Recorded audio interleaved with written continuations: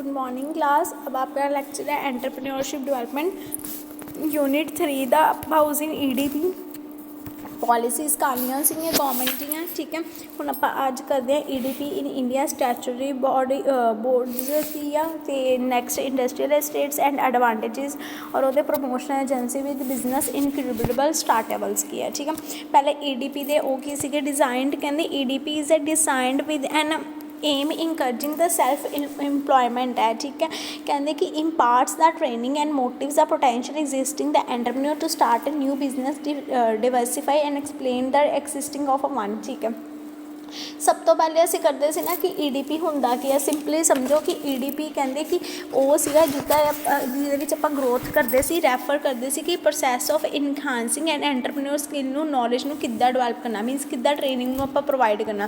ते इहदे विच अग्गों इन्हां ने क्या है कि डिजाइनड होना चाहिए वा EDP दा एम होना चाहिए तो इंकरेजिंग होना चाहिए कि सैल्फ एम्प्लॉयमेंट की। ठीक है, सैकेंडली इन्होंने क्या है कि इम्पार्ट्स ट्रेनिंग मीनस इम्पार्ट्स के फॉर्म च training and in motives potentially and existing entrepreneur start करने एक बिजनेस स्टार्ट करने की चाहिए वा मोटिवेट होना चाहिए। ठीक है, थर्डली कहते कि हैल्प इंप्लॉयमेंट की है कि help employment and wealth creations among educate and unemployment youth है। ठीक है, कि हैल्प करते इंप्लॉयमेंट एंड वेल्थ क्रिएशनस है अमंग एजुकेट अनएम्प्लॉयमेंट यूथ ही चलता आ रहा। फोर्थली कहते कि well equipped the face risk and challenges as an entrepreneur. ठीक है, डिफरेंट चैलेंजेस एंटरप्रेन्योर की करता फेस करते हैं।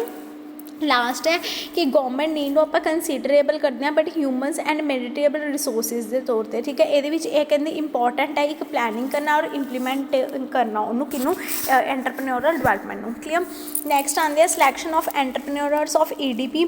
कहते कि program is a well published and promote to attract the maximum application for screening है। ठीक है, मैक्सिमम एप्लीकेशन फॉर स्क्रीनिंग है। कहते selection of a top 25 to 30 applicants only अच्छी की करते जाते यूज़ किए जाते हैं।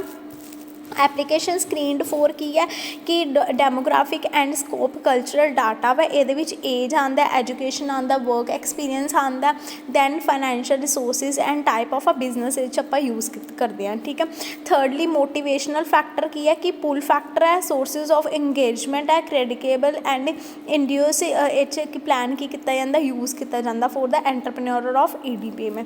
Next last psychological test result. Psychological test result आप ट्रीट करते हैं just like a risk of a taking and need of achievement purposely.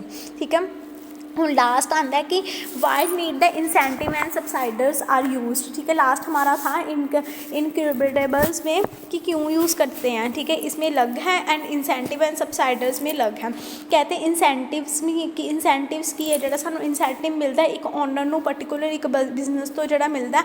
ठीक है, एंड सब्सिडीज जो सानू सब्सिडी वो बदले मिलती है जिदा मान लो फॉर एग्जाम्पल अब गैस सिलेंडर्स ले लो, अब हम बुक कराते हैं 730 का सिलेंडर होता है, 24 या 35 हमारी सब्सिडी आती है, उसमें से कट होके जितनी अमाउंट है। ठीक है, पहला पॉइंट क्या है कि to generate more employment and remove the unemployment. कहते जनरेट करना ज़्यादा एम्प्लॉयमेंट एंड रिमूव करने अनएम्प्लॉयमेंट जोड़े कि अनएजुकेटेड वर्क है। ठीक है, जोड़े अनएजुकेटेड जोड़े काम नहीं करते। कहते market adjustment and external economic plans economics play a significant role of economic development of a country and subsidize the case of a movement entrepreneurs from a developed area. ये डेवलप होंगे area and developing the backward area भी आप देखते हैं। ठीक है, जो poor areas in short incentive and subsidize the serve a catalyst to start a dynamic process of a development है। ठीक है, डायनामिक प्रोसैस है मीन्स चलता जा रहा है, नेवर चेंजिंग है। ठीक है, सेकेंड है कि टू प्रमोट द एंटरप्रेन्योरशिप। इसमें क्या है कि industrially estate availability of power and concessionary financial capital investment subside transport subsidy एच पे यूज़ करते हैं। A few example of subsidy just like that. Clear, next आता है थर्ड, कहते हैं कि थर्ड इसमें कहते हैं कि to remove regional and disparities of development है। कहते हैं इंडस्ट्रीज में be a constrict and over crowded in a some regions in order to correct this regional balances. इसमें incentives and provided the entrepreneurs use करे जाते हैं। They will start a new ventures. इसमें new ventures आते हैं इन सच a backward area में।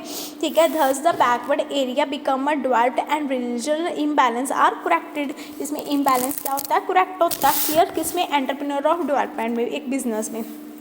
Next है EDP में कहते हैं पॉलिसीज़ कौन सी अडॉप्ट थी, ये कहते हैं कि to provide a competitive strength भी होना चाहिए, सर्वाइवल भी होना चाहिए और ग्रोथ भी होना चाहिए। कहते हैं several other incentives are provided, कहते हैं बहुत सेवरल इंसेंटिव्स प्रोवाइड होती है एंड सर्वाइवल भी होती है for the growth of industry में, ठीक है। जैसे कि इन्होंने कहा है कि रेजर्वेशन ऑफ अ प्रोडक्ट हो गया, उसका प्राइस हो गया, उसकी प्रेफरेंस देखो कितनी है, will improve the competitive strength, हमारी इससे कॉम्पिटिटिव स्ट्रेंथ क्या होगी, बढ़ेगी।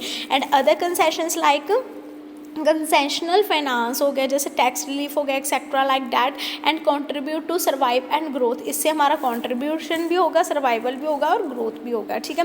नेक्स्ट आता है लास्ट है इंसेंटिव्स एंड इनक्यूबेटर्स, कहते हैं इंफ्रास्ट्रक्चर। सबसे पहले तो हमें इंफ्रास्ट्रक्चर देखना चाहिए कि कैसा है कैसा नहीं है। एक बिजनेस भी बिजनेस को स्टार्टअप करने के लिए इंफ्रास्ट्रक्चर क्या करता है, बेटर बनाता है। Most the institutes are provided a capital grant of a max 50% and IT infrastructure setup है, subject to maximum of NRI 25 lakh use किए जाती है ना। एलिजिबिलिटी क्राइटेरिया क्या है कि यूनिवर्सिटी एंड एजुकेशन इंस्ट्रक्शंस इसमें यूज़ की जाती हैं, ठीक है। एलिजिबिलिटी क्राइटेरिया इसका ये है।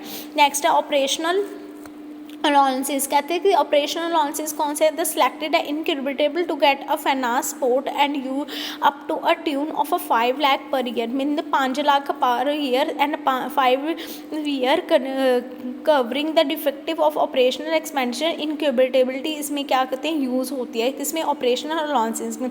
एंड एलिजिबिलिटी क्राइटेरिया इसमें भी वही था, कितना DST and secure state government और सेमी गवर्नमेंट दोनों इसमें क्या करती है, हेल्प करती है एजेंसियों को स्टार्टअप करने के लिए। नेक्स्ट है मॉनेटरी असिस्टेंस के में कहते हैं कि select the incubatory are required, इसमें रिक्वायर्ड होती है to appoint the minimum 2 mentors में each academic from a reputed the institute and promote the industries of a person, ठीक है। They can be a paid a honorary basic up to a inner for 2 lakh per annum, ठीक है। इसमें basic कितनी आती हैं, 2 lakh per annum आती है। एंड इसमें एलिजिबिलिटी क्राइटेरिया रन कौन करता है, state government and semi government दोनों करती हैं, क्लियर। नेक्स्ट इसमें भी इंफ्रास्ट्रक्चर और मेंटरशिप में सेम था। ये आपका लास्ट अब जो पोर्शन है ये वाला रहने दो, आपने ये वाला नहीं करना, ये लास्ट वाला जो हमारा पोर्शंस था ये हमारा कवर अप हो गया। एंड ईडीपी में हमारा जो था अपना ईडीपी इन इंडिया में जितना हमारा था वो हमने कवर अप कर लिया। Promotional and business startups advantages and faces हो गए। नेक्स्ट लास्ट हमारा यूनिट 4 रह गया, ये हम कल कर लेंगे, इसका भी वाइंड अप हो जाएगा और फिर हमारा एंटरप्रेन्योरशिप डेवलपमेंट का सिलेबस खत्म हो जाएगा। एंड प्लीज़ असाइनमेंट बना लो, नेक्स्ट असाइनमेंट भी मैंने आपको सेंड करनी है और उसके MCQs भी भेजने हैं। Thank you class.